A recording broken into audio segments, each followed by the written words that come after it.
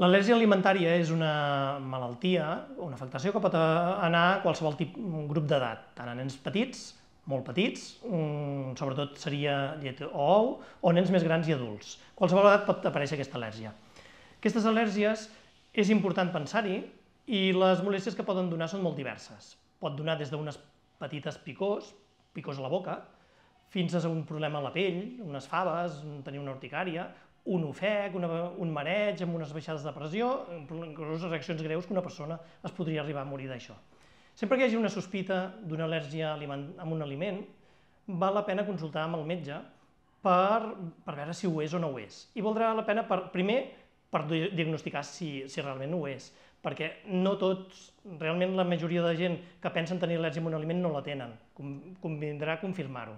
Després no només confirmar-ho, sinó que quan una persona té una al·lèrgia a un aliment, pot ser que aquell aliment impliqui tenir al·lèrgia a altres aliments. Per tant, per molt que doni per fet que ja té al·lèrgia a un aliment, val la pena estudiar-ho per saber si té alguna al·lèrgia a algun altre aliment que li pogués causar algun altre problema. Llavors això ens podrà servir per prevenir futures reaccions i per tractar-les en cas que aquestes apareixin.